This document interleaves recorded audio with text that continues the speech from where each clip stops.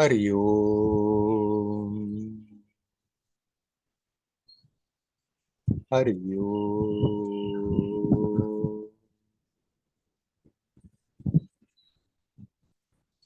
Hari Om.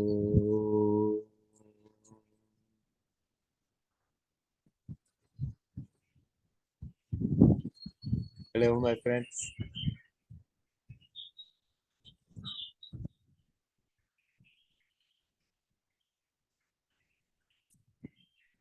You are all divine beings. Everybody. Essentially, potentially, we are all divine beings. It is not that if enough practice, even enough evolution, we are finally becoming divine beings. Yesterday I heard somebody say very aptly, we are not humans who eventually become divine beings. We are divine beings who, for the moment, appear as humans.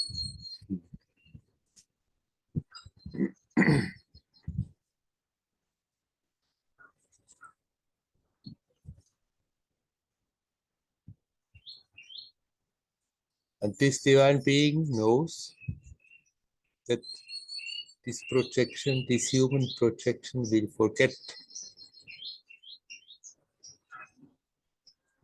the essence, will forget its true nature, and still projecting into this story to learn, to become wiser, to expand the consciousness.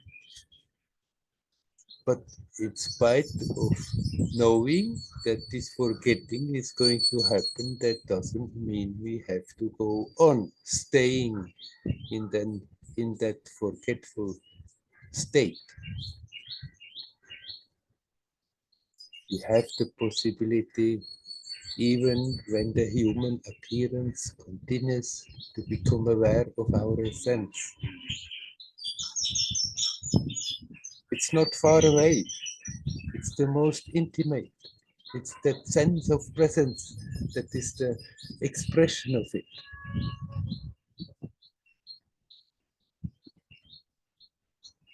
And every moment we have the possibility to connect with that consciously.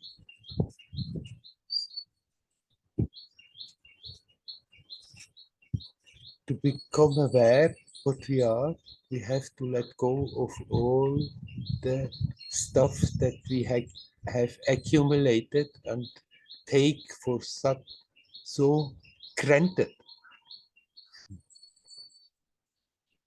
that defines us, me as a human being. We have to detach from all that.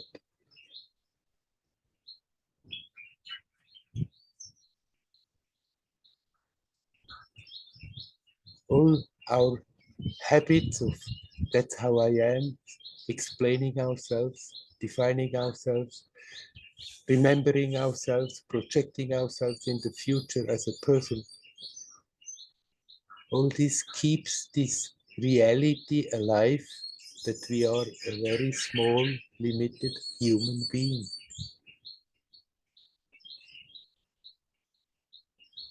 To get rid of those limitations, we just need alertness. Alertness, being aware what we are thinking, being aware what we are feeling, and then have the courage to honestly look at it, and everything that has the tendency to lock consciousness in this little bubble, we can start to detach. All our personal petty little reactions, me and the others, I want this and I want that, I'm right, they are wrong. All the concerns, and it can be very subtle.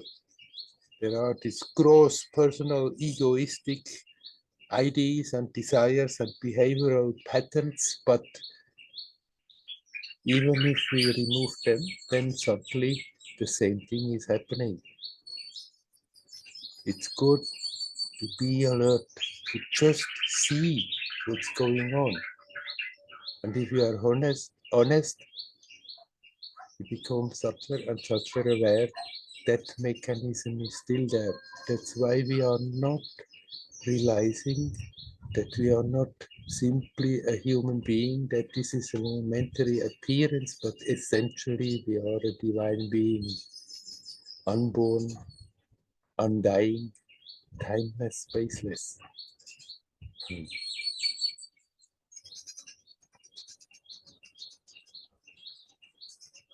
Practice is not to become that, practice is to become more alert, to become more self-conscious, to become so sharp that we better and better see, oh, this is the old pattern. I'm locking myself in the bubble by reacting like this. And the old habit doesn't want to give up because, but I'm right and they are wrong. How can they behave like this? It doesn't matter whether on this not important material level we are right or not right. What is liberating is to see, oh, this reaction is just to reaffirm again that I'm a little separate human being, very limited.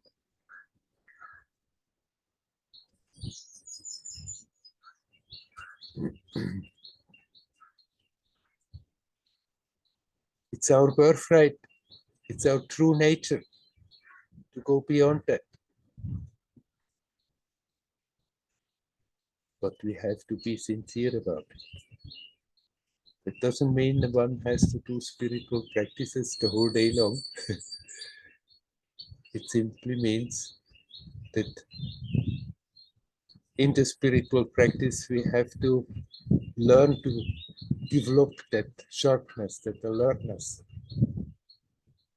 Be here now to see what's going on. Then bring that also in the time that we are not officially practicing. More and more. Become aware how, if we are not careful, out of old habit, the attention is just turning round and round and round. The same old pattern to me, the others, me, I, me, mine. It's amazing.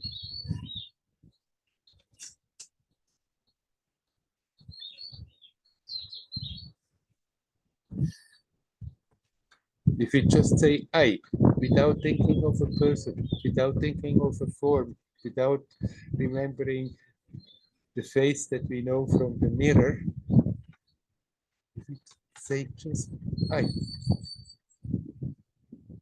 immediately, the attention is touching that most familiar sense of presence. We don't have to go look far away for that. It's here, it's now, it's first, it's ever present. Before an action, during an action, after an action. Before a memory, during a memory, after a memory, before a thought, during a thought, after a thought. When there are emotions whirling up in the oceans, dissipate, that sense of presence is always there. That which we are touching so clearly when we say I.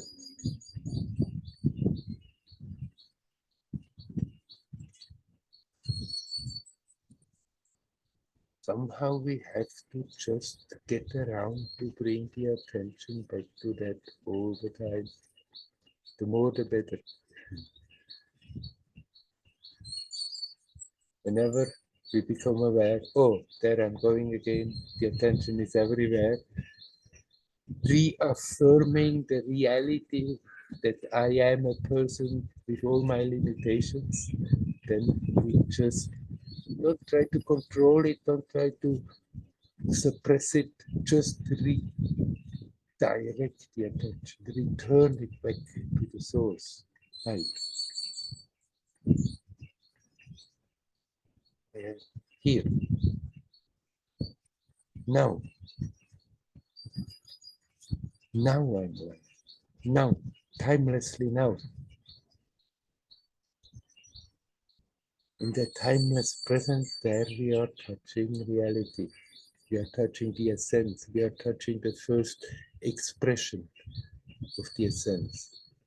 That's as far as we can go, making an effort. Come back to that first expression, that sense of presence, that pure light, that pure beingness, with its three aspects of pure consciousness, pure energy, pure love.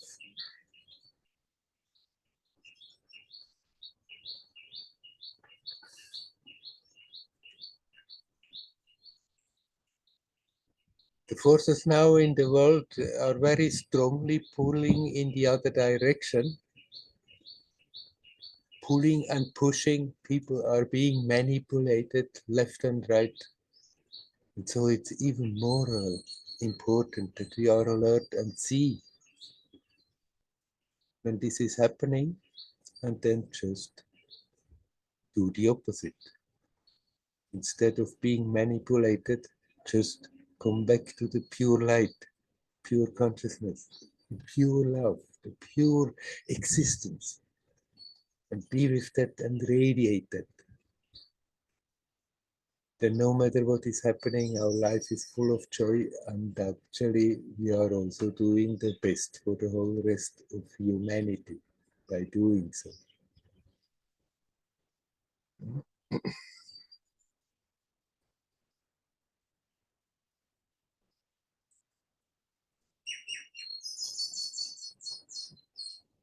It's not difficult to do. The difficulty is just that the habit is so strong that we are forgetting all the time. So the intent has to be to remember. Once we remember, it's not difficult, at least for the moment, to turn the attention back to simply being, to be rooted in that sense of presence.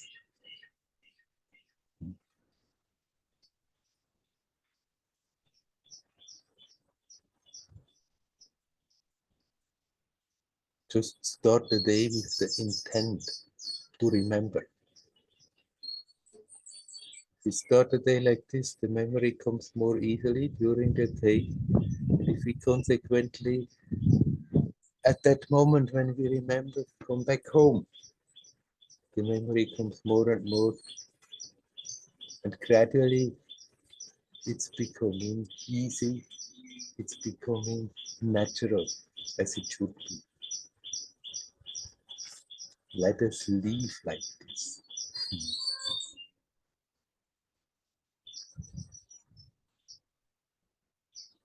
Okay, my friends,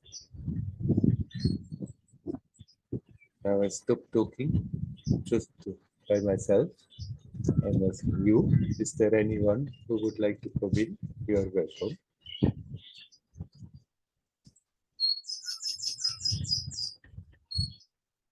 Hari Om, Werner. Hello? Ah, Maria. Hello. Hi. Can you hear me well? Yes, I hear you well. No.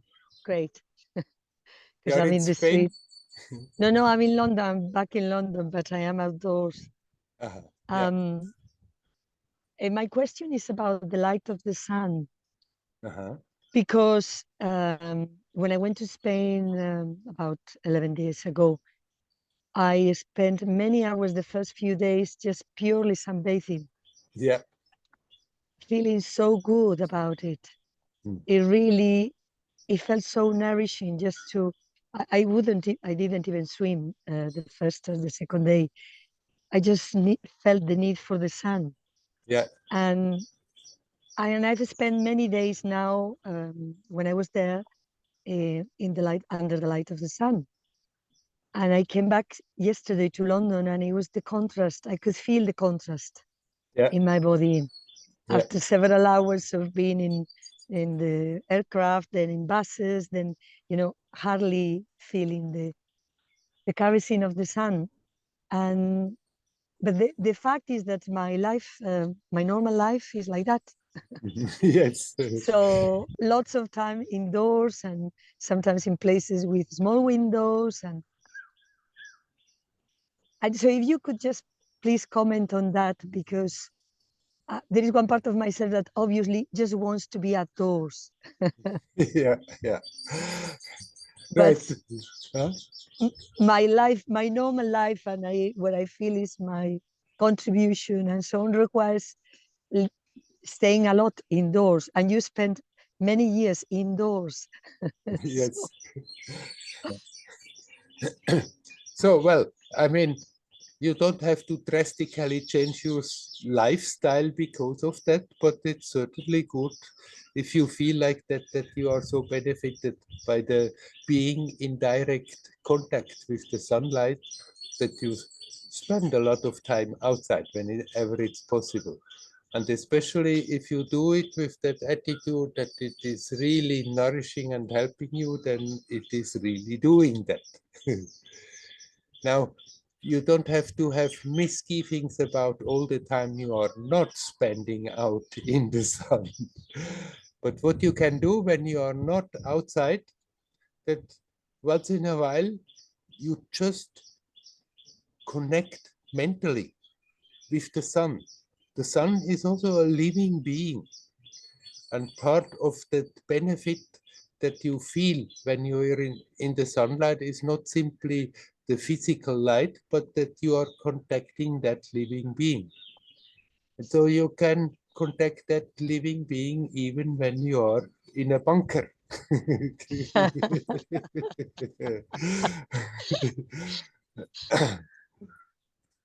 And if you do that, then you don't feel bad about the time you are not spending in the sun.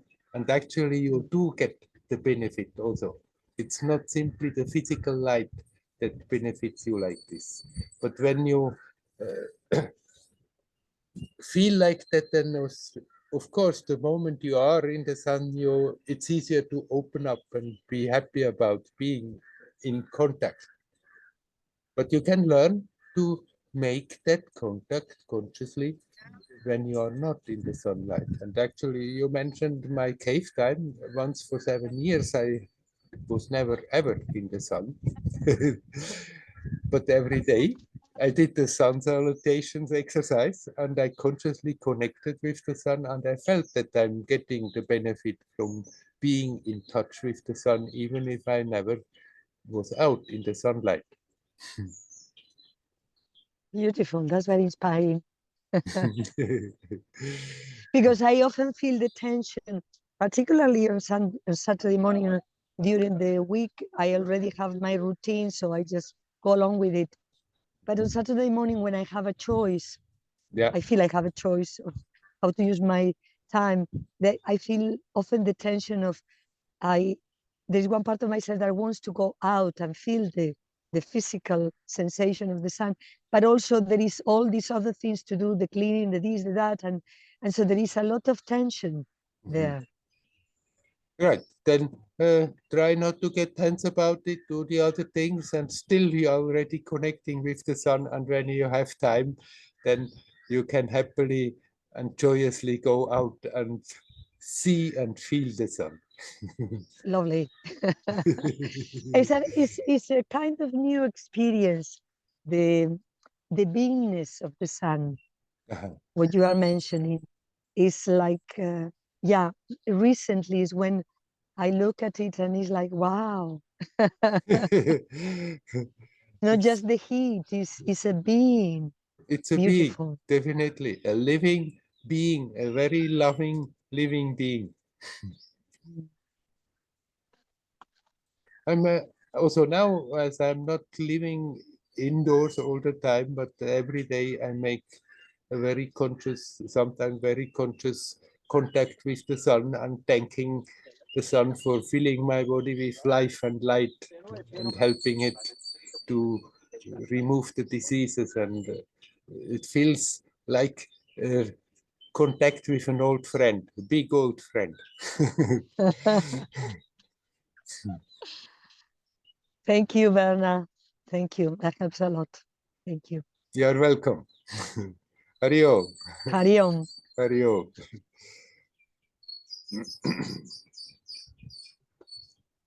Okay. Is there anybody else who would like to come in? You're welcome.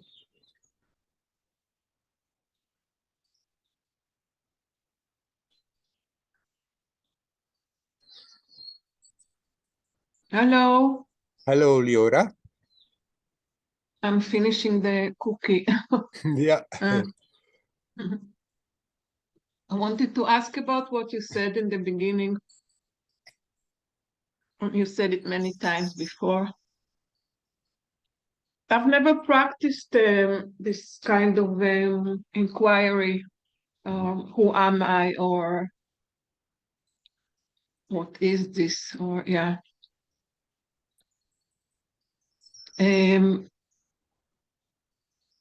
I have been feeling that recently there's a big shift in my being, in my conscious, many things, being in the moment, not dwelling on stuff. Happier even though things are not great in Israel. But then when fear comes. When I cry. It's like all there. Somehow things are easier for me. And also in relationships, things are so much more simple.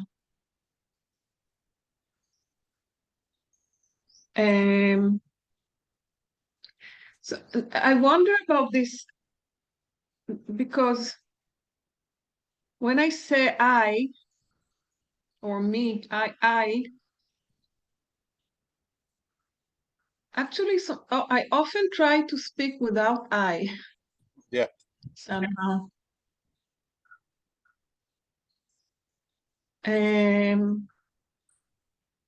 Because in my conception, when I say I, it's I, then it comes with all what I is, with all the stories and like with the sense of me. But recently, energetically, it doesn't come with a sense of me somehow. It's just the old habit that I associate all the stories with the I, but it comes only when I start to think. If you simply say I, without the thought, without having the personality in mind, but simply I, immediately, before the thoughts and the stories are there is that most familiar sense that is there, basic, not changing. Everything of the story, when you remember your life and your story, everything that you're associated with that I image has been changing all the time. From when you were a little girl growing up in the kibbutz, then becoming 20 years, 30 years, 40 years, it kept on changing all the time. The details of the image that you are associating, but when you said I in any of those stages, there was something so totally familiar that is there now, and it has been there when you were 30 or 20 or 10 years old. That is the same. That is not the personality, that is not the story. Yeah.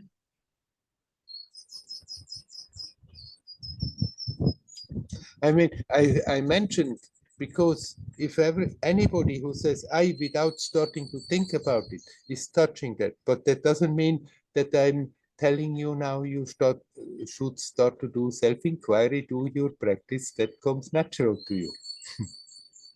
Yeah. I also feel that, there's this expression, spiritual urgency. Mhm. They use it in the Buddhism, in the Vipassana teachings. And I do feel it's a gift.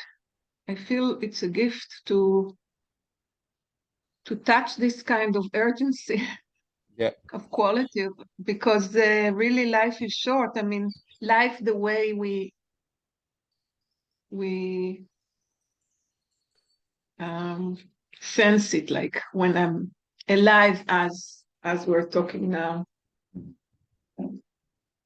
So there's this hidden energy, I feel, hidden force that is is showing me the way, that generosity, kindness, just relax, wisdom,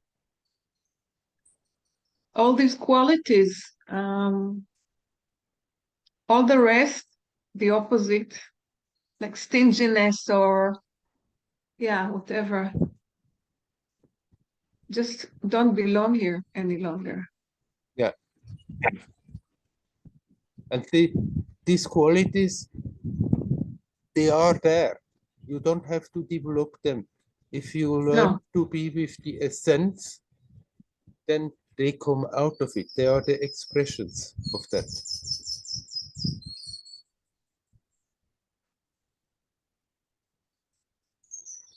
I also wanted to ask you about in relationships. There is, I think maybe you spoke about it once. When we relate to the other as like from like instrumentalic dimension, what can I get from them, or why is it worth it for me to be their friend or whatever, rather than just be with. I mean, sometimes the person is not, as I spoke about energy the other day, the energy somehow is not good to me, for me. Otherwise, when all this part of instrumental dimension, as I said, is not there, then everything becomes so much easier. It's not honest, this part of what do I want, what do I need, why do I need from the other person is not pure. No, it's a business. It comes from the It's a level business. of the personality, that I'm giving something in, what I'm getting out of it. If you are with yourself, then things just take their course. You somehow, because it so happens, you are more in contact with certain people and less in contact with other people. And if there is a disharmony and it's not forced by the circumstances, then you don't have to think about it. Oh, I'm not getting enough out of it, so I would rather keep a distance. It's simply, it happens automatically. Yeah.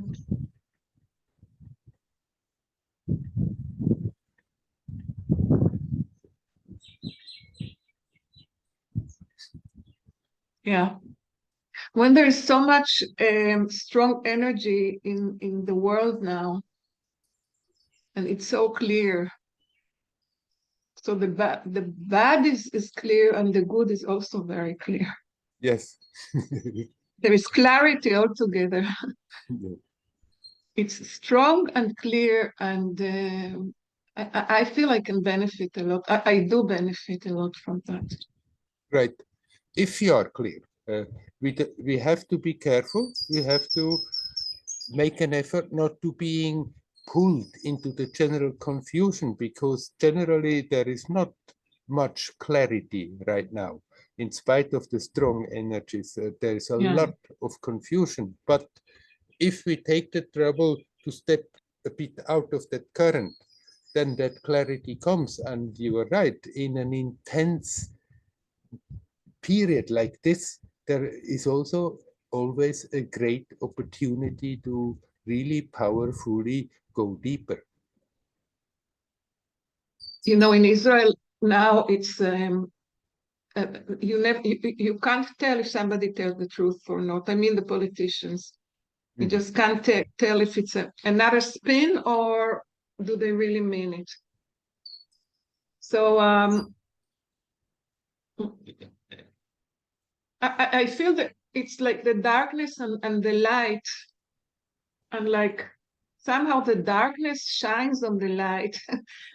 And it's so strong that you can't, there's no way to know really what the hell is going on. Really, there's no way to know. And it feels like tomorrow, maybe there'll be like another surprise, big surprise, whatever. Yes.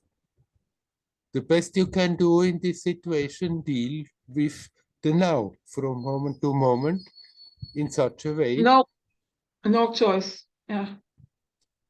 In such a way that you are connecting.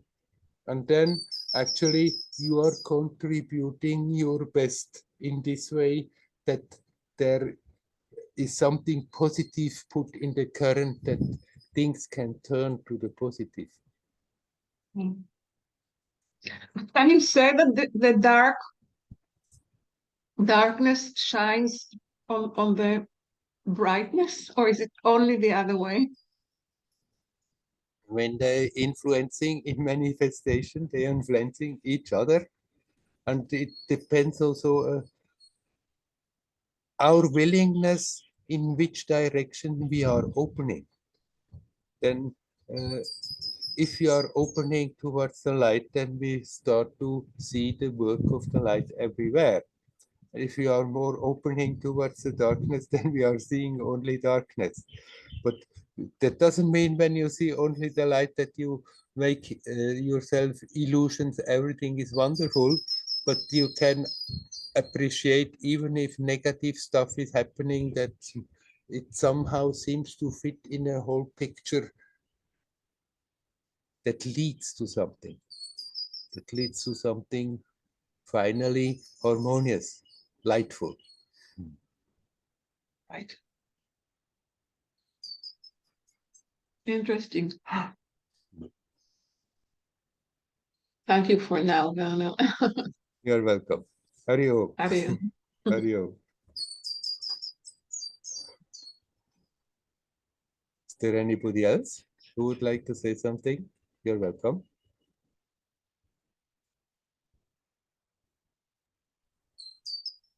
Hello, Werner. Hello, Dayal. I want to ask you about practice of Vipassana, which I practiced for many years. And last years I find out that my practice become mechanical, automatical, and not so deep. Goenkaji ask scanning the body part by part, Yes. feeling all the parts of the body, and I find out it's working with me. And for many years I was just moving my attention through all parts of the body. Yes. But it's became superficial. I just quickly feel something, move on. It's becoming like just doing something. I feel it beneficial because I was not thinking too much, because I was busy with feeling the body, moving the body, but it's not going deeper. It's just kind of somehow, for example, I cannot stay for sometimes in one part. I get the habit moving, and when I want to check some spot, it's very difficult to stay on one spot. So in last year, I started practicing more Anapana, observing respiration in this area, Yes. and by slowly get more and more successful.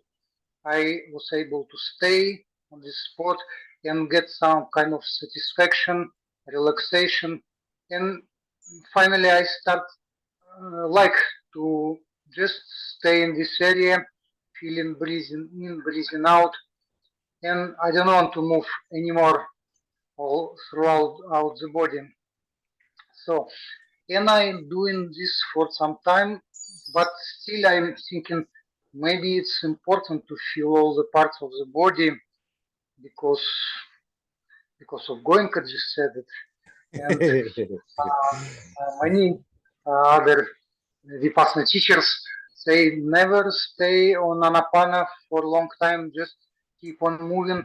And I understand it's exercise to get the feeling all the body in the same time. It's just exercise. For example, for deeper practicing. So, and now I'm kind of practicing half of our Anapana, and in the end, I'm trying to moving my attention through the body. Sometimes it's working very well, and I feel how it may happen. I feel vibrations, energy, and I feel deeper myself. Something, but sometimes it's difficult. And so, what do you think basically about working on the one spot, for example, here, or try to feel all the body, moving Kundalini, or work with all the body, or working in one spot? What do you think basically about these two type of practicing? I think that one is better than the other, and you have practiced going from one spot to the other for years and years, and somehow you feel right now it's so habitual that you stay superficial with it. That's what I understand. And then,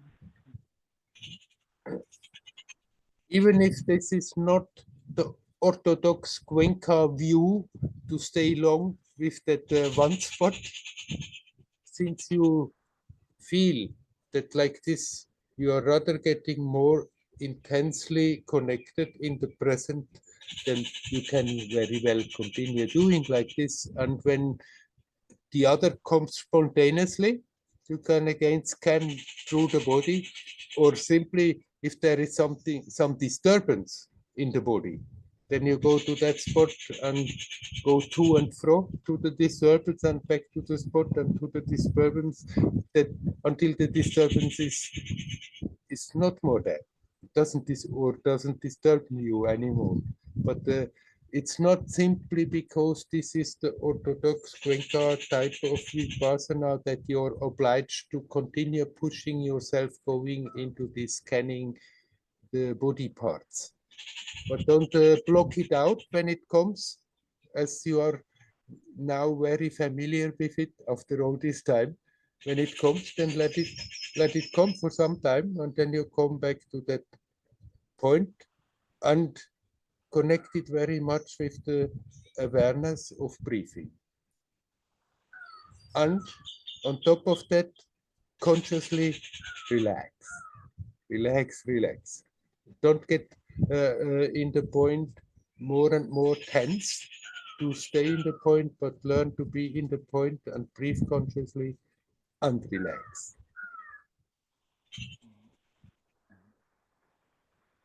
Okay, thank you, Werner. I reading recently something about meditation, and somebody if comparing with driving a bicycle. It's difficult to give instructions and just follow instructions, drive the bicycle. You need to just do it, and then you understand how to keep the balance. And it's not possible to explain it. Is it correct comparing with meditation? Right, of course, you cannot really tell exactly what is happening. We can just give pointers, describe it, and then if people have difficulties because of your own experience, what you have experienced, you may help them and say, yes, I know that, but then you can in this and that way overcome that difficulty. But then the direct experience, yes, you cannot really talk about it. Thank you, Werner. Hari Om. Hari Om. Hari Om. Hari Om.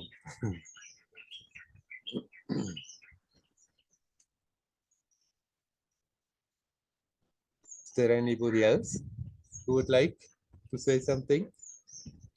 Hello. Hello, Andreas. Can I ask something that is connected to that? To what the Dial said just now? Yes. Yes.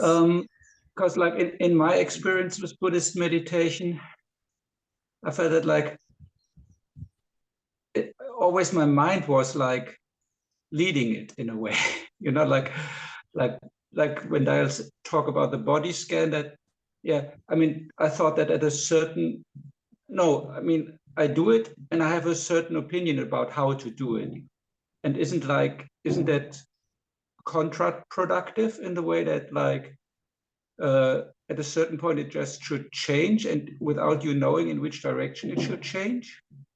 That it is I not, mean, you open up to the body, the image of the body maybe changes, but you keep holding on to a certain pattern of practice, and that prevents you from opening up. not necessarily. It can, of course, if one is then just sort of mindlessly doing the routine, then it's rather becomes not so much a help, but more a place where one can get a bit stranded. But that does not necessarily mean that we have to change the technique, but use the technique consciously to go deeper. And if you do your old technique of scanning and going through the body, but your experience about what the body is keeps on changing, then nothing wrong with it. You can very well keep the technique if you like it. And I mean, I'm do more anapanasati, Yeah. but like this focusing on the certain spot always keeps me limited, keeps my experience limited, or I mean, I cannot do it very well, or usually at some point it opens up, and if I then try to just stay there, it's then it's getting limited. Mm-hmm. And it was much more helpful to have instructions like stay present and or just rest in awareness or something like that, where I have not so much mind control. Yes, but staying in a one point doesn't really mean big mind activity.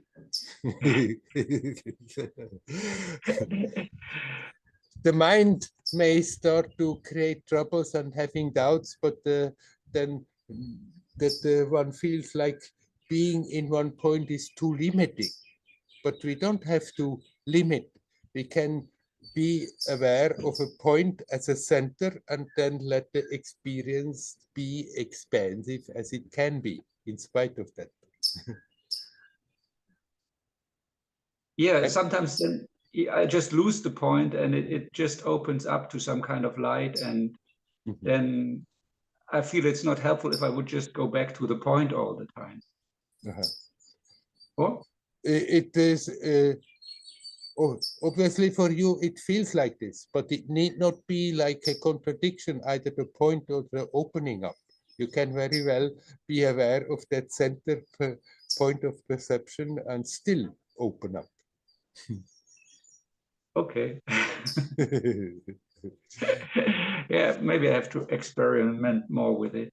Yes, that you don't, it's a bit like a program in your mind that being in a point is the contrary of opening up. And then you open up, and so the point has to disappear, because then only the opening up can happen, but this is not really so. You can be very well centered, and there is an opening, and as vast as it can be. Okay. Good. All right, very good. I have another question, if you don't mind. Yes, sure. Last time when Ravi talked about his mantra, I thought about like maybe I should use something like a mantra too to just keep my mind centered in daily activity. Because then, I mean, a lot of times I just think about something even if it's not really necessary, and I don't have a, I mean, then I try to center and relax, but this is like if I'm not like walking in the forest, something else comes in very quickly and occupies my mind. And so I thought maybe I should like have, but I couldn't first think of a good mantra, but then I thought about like, this is not me, this is not myself, this is not who I am, like a typical Buddhist thing. You think that would be helpful? It can. It need not be if it's not really something that comes from your heart. If you simply draw the conclusion from your mind, then for a moment it may feel like, but after very short, if you have a mantra that you repeat, it starts to repeat very mechanically, automatically, and you can repeat that mantra and at the same time have all the other thoughts also. Yeah, I guessed that already, but I thought like this mantra helps me to disidentify in a way that like, I mean, part of the problem is that you get like very sucked into the content of your thinking. Right. Then if you consciously use these thoughts to detach from the other thoughts, from the other mental activities, then definitely it helps you as a reminder. But if you just repeat it and think the more I repeat it, the better, then most probably soon it's just a mechanical thing going on, and you, without becoming aware, are busy thinking all the other stuff simultaneously. So if you use it very consciously, like this, to to wake you up, to remind you, to shake you a little bit out of the current of the mental activities, then it's certainly useful. Yeah, I thought I picked that because, I mean, it somehow can break the identification with that is always going on all the time. Right. Unconscious briefing also does the thing. If you are in your mental activities caught up, and then you just return the attention to the fact that you breathe in and breathe out and relax, then it's also redirecting the attention.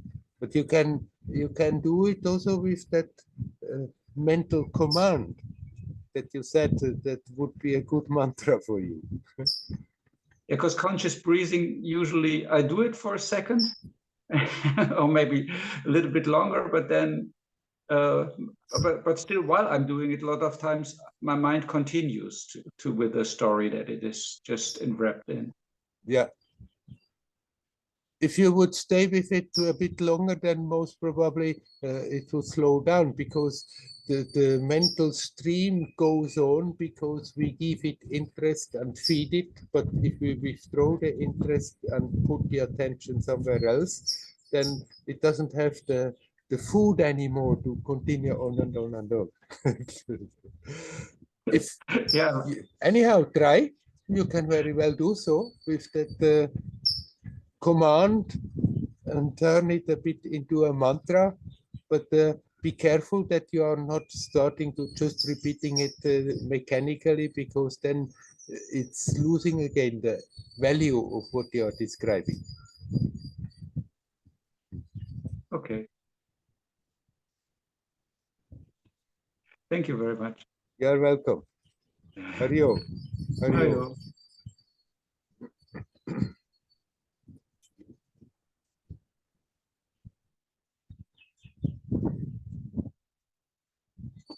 Oh, hello, Anita. Hello. I have a friend here today. It's Judita. It's who? And Judita. Judita. Hello, Judita. And I'm not sure what the question is, but the subject is about, it's like twofold. The one is that I observe that when I'm with people, I'm different.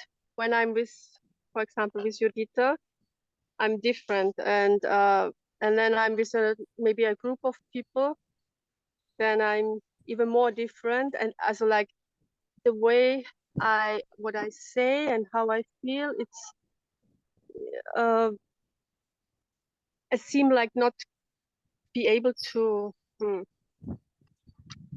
have any, how to say,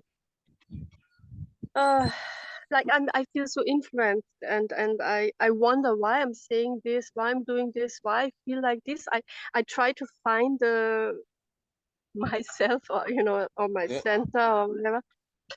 And so this is happening, yeah, a lot. Like depends with whom I am. And the other thing is, and maybe that's probably it's connected with it. When I also like bodily, like my neighbor one time, she said, "Please give me a massage. I have such a pain," and I didn't want, but she felt so bad. So okay, I give you 2 minutes, and she felt really bad, and she was in a little bit like a depressive state also, and with her stomach and everything. And so I just took 2 minutes, and then I went home, and I got such a stomach ache. And while I did breathe it away then, or for example, I go to a place cleaning, and afterwards I feel nearly sick, like completely finished. And yeah, so it's like I feel like I'm so open to the outside and so influenced by people, also spaces, rooms, and yeah. The first aspect about being with people and feeling different. Yes, actually, this is happening to everybody, but most people are not even aware of it. And it's very good that you are aware of it. Because as long as we are not aware of it, we cannot learn to deal with it.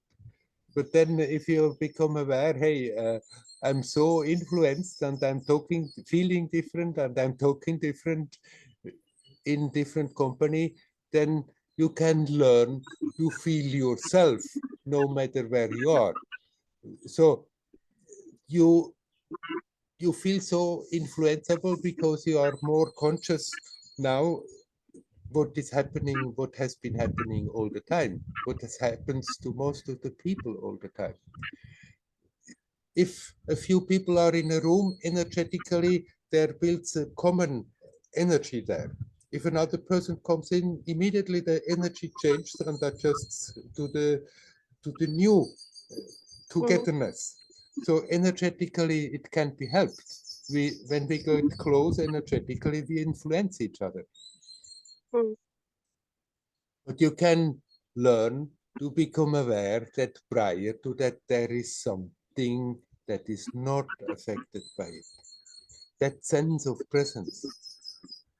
The energies manifest, change all the time. And how they are influencing your feelings, it's changing all the time. But there is something prior to that sense of presence. So when you feel you are in a room, or you are with people, or you are with people somewhere, and you feel a strong influence and you don't really like that you are so influenced, then don't waste your energy trying to fight it off, to be at war with it. But okay, on a certain level that is, but then turn the attention around to your own beingness in one way or another, whether you're doing it with inquiry or simply focus on your breathing and relax. And then you will become aware, okay, on a certain level that influence is there, but prior to that I am, and I'm like a rock. unaffected, unmoved by no matter what is happening. And the more you are rooting your experience in that, the less you are being pushed around by the external influences that are there. So it's not that you have to learn to make shields all the time and try to protect yourself. Wherever we go, all these influences are there. And we can sometimes for a moment make a shield, but you cannot always have like an armor around yourself that's getting stronger and stronger. Then you are wasting your energy trying to put up that armor. Learn to become transparent. And you become transparent the more you are centered in yourself. And then this energy comes and they go and they don't leave a trace. The more you are centered in your essence, the stronger you are. And then even when those influences are there, you may not be emotionally pushed around so easily. But your radiance will influence the others in a positive way. What do you mean with transparent? Because that sounds for me like I'm even more open and everything goes through. By transparent, I mean that it's going through, right? Instead of trying to block it out, as long as we are blocking it out, then there is like a surface bomb. It's hammering on it all the time. The more you can relax, the more it simply goes through, but it doesn't affect you. It's strange because I was once, when I was doing body work many years ago, in the beginning, I was able to let everything through. And actually, I kept on practicing like this. But then there was a point where it all affected me. I couldn't let it through anymore. But maybe there was also part of it was also because I didn't want to do this anymore. Maybe that could be not true. That may be a part of it, that you go, when you go for it with a certain reluctance, then you're bringing like a block into it that it couldn't flow like this. So then maybe you decide whether you want or not, and then when you don't want, then maybe you don't do it. And when you want to do it, when you like to do it, then it's easier. Part of it may also be that you have become more sensitive, and then you feel more the influences. But then along with the increasing sensitivity, we can also increase the strength how to deal with it. It's not that we become more sensitive and then become weaker because of that. The more you are capable to center, the stronger you are. And even if your sensitivity is increasing, then you may be more aware of the influences, but as I said, the more you are centered and relaxed, the more you become transparent. They don't hit you. They just go through and don't make an effect. And the same thing, like the other aspect, you said it, then you were with somebody, and after that you felt in the body very much a reaction. Of course, that happens, that can happen. But then if there, you don't resist against the fact, but accept, okay, it's there, and you center and relax it, can also very quickly go again. And then you can learn in the situation also that when you do that to somebody who is really in pain and who has a lot of tensions, you feel that pain, you feel those tensions, but the more you are transparent, the more you are centered, the more it passes quickly through. It's still possible that there is a residue, and then it's good to have some time for yourself and not think, oh, what did I do wrong? Okay, it's there, then you just relax and let it evaporate again.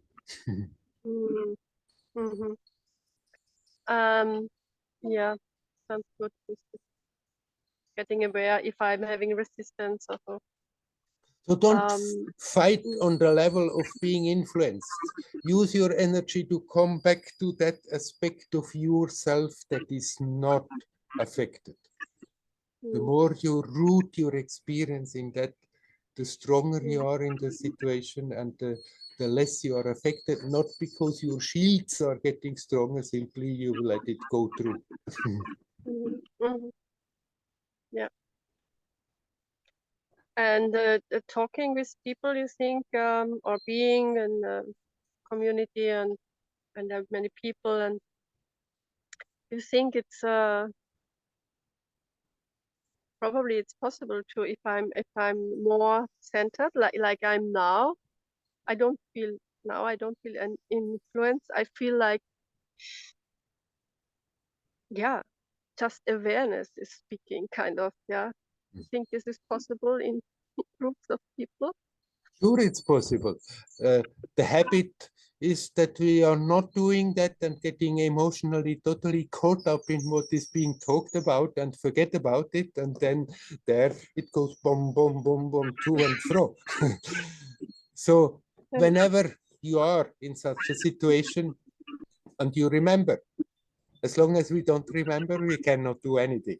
But then when you remember and say, oh, I'm totally again caught up emotionally on that level, then at that moment, take a deep breath, take a step back, come back to your center and relax. Don't try to be strong by being tense. Center and relax. And then you will have moments where you are in the midst of a group and discussions and you still feel it. And if you do that consequently, it's getting easier and easier.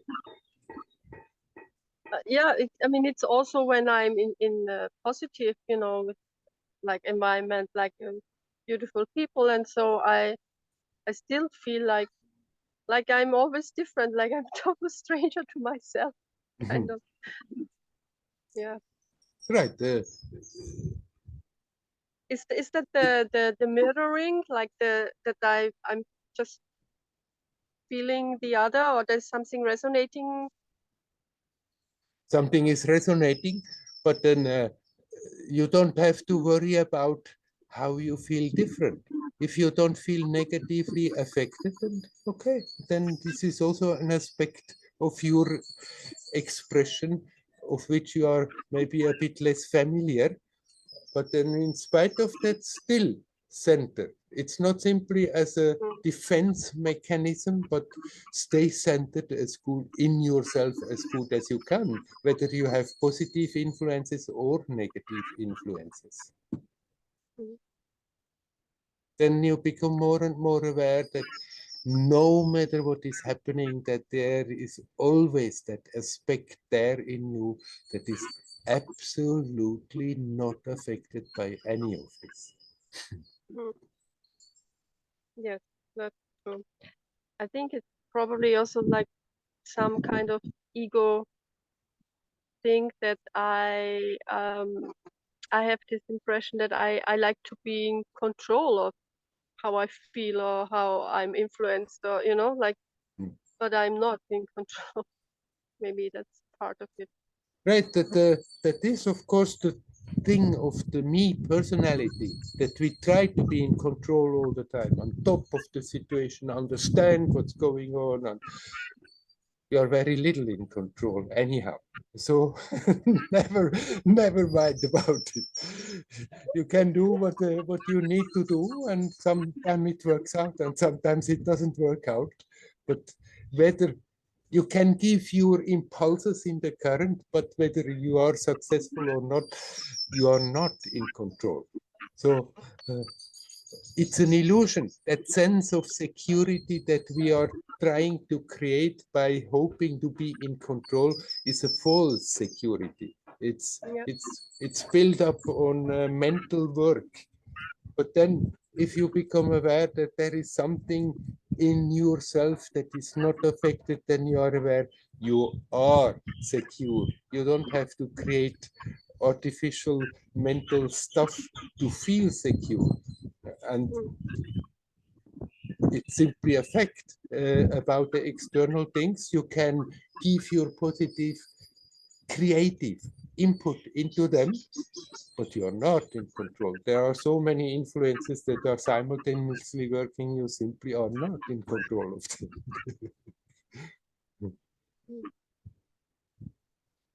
Yeah.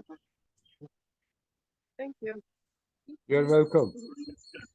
Adios. Hario, Hario.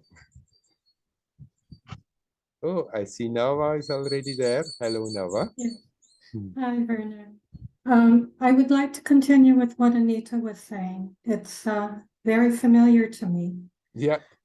Okay. But it gets extreme sometimes. I was at a retreat a week ago, and it was very intense. And it was the first time I realized what happens to me. I get so, I don't even know how to describe it. I freeze. I begin to feel like I'm going down a black hole and I can't stop it. And I freeze to the point where I can't say anything to anybody. And trying to focus on my breathing, all of these things, nothing helps. And I would like a better way of dealing with it than just leaving the room. Yeah. And I really, okay, I don't know how to do it otherwise. So that's how you deal so far with it. When it's getting too much, you leave the room.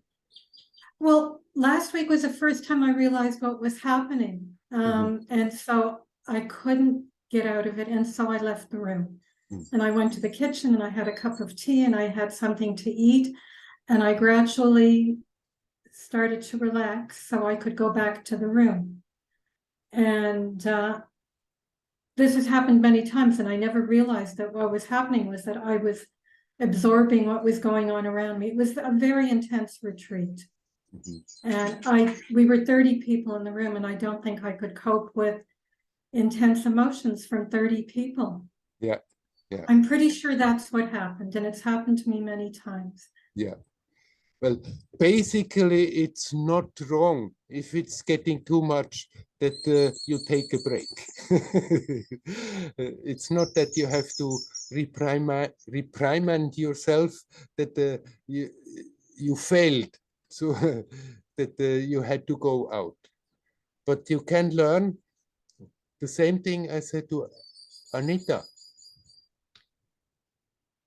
Even if there is strong influence there, even if there are many strong emotions there and a number of people contributing to that, of course, it can be overwhelming, but the more we are resisting against the fact and struggling with them, the more difficult it is. So basically, the first step is to accept, okay, that's the situation. And then instead of getting more and more tense, consciously relax, relax, relax. And in that conscious relaxation, that is happening more and more. What I said just before to Anita, you're becoming more transparent. As long as we are resisting against the fact that, oh, it's too much emotions, I can't deal with it, I can't, then you're becoming like a target where this all is really hitting you. And the more you are learning to relax in the midst of it, the more it just goes through without feeling that you are getting overwhelmed by it. But I mean, we may have our limits, what you are capable right now. And if you feel at a certain moment it's really too much, then there's nothing wrong. For a moment to get out and breathe by yourself and whatever, have a cup of tea, and then come and confront it again at your leisure when you're ready. But basically, not be more and more tense and in resistance, but acceptant and relaxed. And the more you are developing that capacity, the easier it is also in the midst of an emotional pool like this. So you're saying that when I find, because sometimes it happens and I haven't caught it at the beginning and I'm already deep into, that I should just be even with that. And for the moment you assess the situation and see, oh, okay, I completely forgot, got me again. I'm in the midst of this whirlpool. So be it so. Accept the situation as it is and don't waste your time and think, oh, I felt that I did it wrong before, but here now this is the situation. The past is already past. And then there learn to center, to breathe, to relax in the situation. And if it's getting too much overwhelming and you can and you need and you can take a distance, take a distance. But don't make it harder by resisting against the fact that you find yourself already in that situation. Because if you had been more attentive, it would not have happened. It doesn't help you. It simply makes you weaker. Okay, the past is past. Right now, this is the situation. Accept the situation as it is, but not in defeat and weakness, but as a challenge. All right, here now, instead of resisting, instead of becoming more of a target, just center, breathe, relax as good as you can. And then actually, if you can redirect the attention, even in a very tense situation, sometimes the situation magically changes. And even if the situation doesn't change much, your perception of it starts to change. When you say redirect the attention, you mean to focus on how I'm feeling? Yes, focus Okay. on centering, breathing, relaxing. Lately I feel a bit like what's it called, a pendulum. Yeah. I go from being so into my thoughts and if so small, it's like I get smaller and smaller and all that there is what's going on in my head. And then I open up and it feels very different. Right. And I don't think I've managed very well with staying with myself and not feeling contracted. Right. I mean, the old habits, they are not going from one day to another. But fortunately, the other side of the pendulum is there, that it is opening up. And then instead of thinking, oh, shit, got me again, be happy about those moments of grace where it is not so.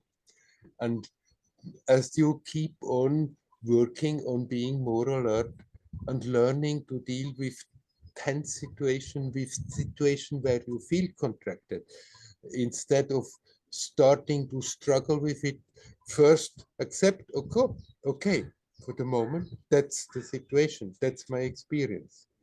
Struggling against the fact is always miserable. So, all right, it's not expensive, but there I am in that contracted experience. If you see it, observe it like this, already the intensity of it starts to disappear because you are not more like a victim into it. And the more then, instead of getting tense and struggling with it, you learn to center and breathe and relax, then the swifter it is also passing again and will become again more expensive. And then don't think something is wrong with you that it is happening. Okay, after all, I'm aware of it, that it is happening, and that's already the first step that is needed, that I can learn to grow out of it.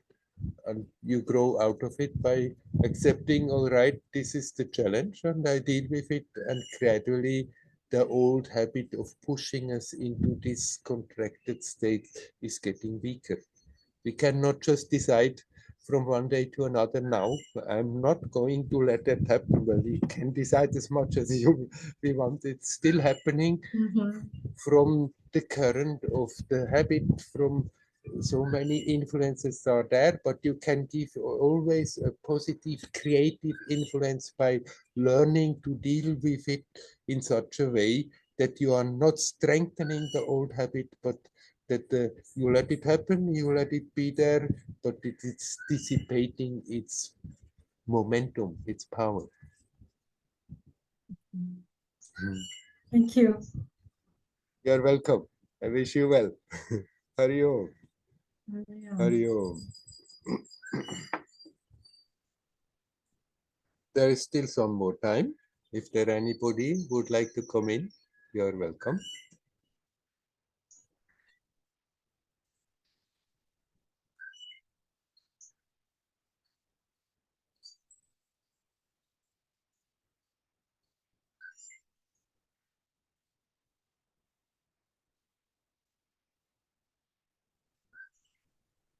Hello, Werner.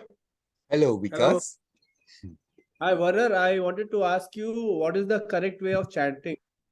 Because, like you said, that we become mechanical. So, because it happens, like some thoughts are coming to me, then I try to chant. Then those thoughts go away. Then suddenly I find myself chanting whole day, and then it becomes like, am I doing mechanical chanting? Is it helping me or it's not helping me? So if you can tell me something about that. Well, there are basically two different ways how people using mantras. Some people are using mantra just for a certain time, sit down very concentrated with the mantra and then let it go again. Or then you can use the mantra in a way that you basically do the mantra more and more and more. When you say chanting, you were talking about the mantra, huh? Right, that you are repeating your mantra more and more, and then it becomes a permanent companion of you. And of course, there will be moments where it's simply mechanically going on. But the way to deal with it is that when you become aware, aha, there the mantra goes, but my attention, my mind actually is wandering everywhere else, all around the world. Then when the moment you become aware of that, then you simply bring the attention again back to the mantra as good as you can and relax in that and consciously repeat the mantra for some time. If somebody does that mantra all the time, then it's not wasted those times where you are not so concentrated. It still does something, but it's better to learn to be consciously with the mantra than let it simply mechanically go on and the mind is going away by itself. You can let it go on automatically after sometimes it's doing that. You can let it go automatically, but when you become aware that your attention is all over the place, then at that moment you simply bring it back again to the mantra in one way or another, by focusing on the words, by focusing on the meaning, by focusing on the words and the silence, by connecting it with the breath, and in all the things, relax in it. Yeah. Yes. Right. Thank you, Werner. You're welcome. Hari Om. Hari Om.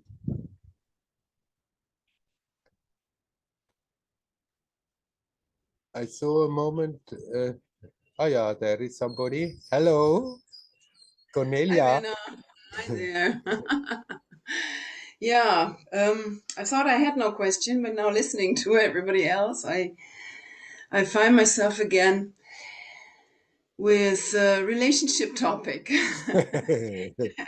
like usual. Yeah, I would so love to have my spiritual search or practice as the first thing in my life. Yeah. And I find myself, instead of that, I find myself being busy with relationships and missing that one, primary relationship. Or even I spent some time with people having an outing yesterday. We visited the city and museums, and that was nice, and at the same time I'm busy with how is the relationship, you know. So do you have any hint or idea? Because I feel much better if I make my, let's say, higher power, because the other in this relationship issue I make people my higher power, you Right. know, That's exactly the instead point. of instead of just being with nature or whatever, you know, like in Tiro that was easy because everybody was focused on. So I was with the big stream Yeah. in this energy. It's much easier. But here, people are focused on each other. It is not that people are usually focused on the spiritual search or Yes. awareness or whatever, you know. So yeah, do you have an idea what could help to really come back to? I mean, listening here, being in a satsang, it helps. I find that, but yeah, in daily life, what could help there? Right. It's, I mean, it's coming out of the old habit again also, that the habit that we were brought up like this, that we develop that idea in order to be happy, in order to be fulfilled. I need this and this and this and this and this. And having a relationship, a close relationship is one of the top, top items on the list. Thinking that one can only be happy in such a situation, while the happiness comes out of ourselves, not from somebody, not from the situation. Even if you are in a relationship, your happiness is not really coming from the partner, but the situation feels agreeable, and then in that agreeable situation, one is better able to relax, and in that relaxation, the natural sense of joyousness has more a chance to come to the surface. So it's really shifting around that old deep grained belief that I need this or that in order to be complete. And then you can be with people, and then when you see, but it takes me again completely into that, the attention drifting totally into what this and what that, and a relationship and imaginations, what could be, with the idea that would make me more fulfilled. There you can tell yourself, hey, come on, nothing wrong being open for finding a partner, a spiritual partner, finding somebody who is close, or being with friends who are close. But don't make your well-being dependent on it. Be always aware that even when I'm in a situation where I feel happy because I like the situation. And when I like the situation, I'm more relaxed. And if I don't like the situation, then I'm getting more tense. And so I feel unhappy because that natural sense of happiness simply has not the chance to come to the surface. If you observe when you are happy, where is that happiness coming from? It's not coming from the friends. It's not coming from the partner. It's not from the circumstances. You are the source of your happiness. You are the source of your fulfillment. And the deeper that conviction is, the less power has that thing that it always distracting you. You still can go in the outing in nice places and see things, but you are then not always in a struggle about being pulled left and right or up and down and in or out, but you can be centered there and happy and see what is happening and play the games with the humans there, knowing my happiness is not dependent on that. It's coming out. I am the source of my happiness. I am the source of my fulfillment. It's an old ingrained conviction that the opposite is true. And so it's also, it seems also it's very biological, you know, as a baby, we need somebody to take care of this, whatever, yeah, being. Right. And it's as if I'm still stuck in this baby state, so to speak, or small child state, you know, in needing somebody in order to feel safe or to feel part of the group or whatever. Yeah. And it's not true anymore. Yeah. Most of the people never grow out of it. Yeah. Right. But we can grow So you out know, of I so it. enjoy the states where I'm just now listening to you, and behind the screen I have the window and I see the cloud in the sky, you know, and listening to you and being in contact with you right now, I immediately feel that beyond that, you know, and how fulfilling that is, of course. Yeah. Yes, yes. Yeah. So But just then, remind myself it's not, I don't need them or him or whatever. I just be here now. yes, and when you find yourself in the situation you are with a group of people, and then you catch yourself, oh, I'm in the usual mind games and creating, then don't try to suppress it. Okay, but learn to step out of the emotional attachment to it and just see what's going on and observe it, and then you see actually it's superficial. There is not much substance in it. The substance kind of comes from yourself. For me, it's not so much when I'm with people. It's more when I'm without people, you know, like I have a weekend here where I'm not traveling somewhere. I'm just here now. Of course, that gives me the time to join the satsang, you know, it's nice. But if I have too much time just in my house here with this, you know, I get crazy. I need to, like somebody said before, outside. Even if I just, you know, I just step in front of the door, it's immediately different because there's nature and the sky and the sun, what we had today, you know. Inside the house, it's like this for me, alone inside the house. And then I project on people. I need people. It's not, it's not true, actually. I don't need people. Right. I need maybe, Nothing wrong with going out, being in nature, but you don't have to become afraid of being in your room.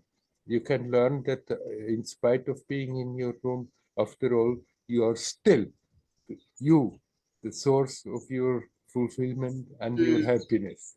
And then, but if you need to go out, it's good to go out and be in the sun and be in nature. We just have to learn not to believe the stories all the time that our mind is telling us out of habit.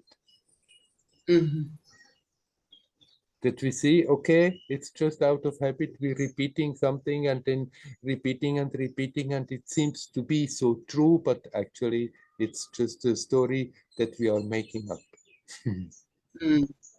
Yeah. Right. All right. Wish you well. Thank you. Hari Om. Hari Om. Hari Om. And I just saw the dog there. Nice. Other side there. Ah, yeah. Yeah. Hari Om. Hari Om. Hari Om.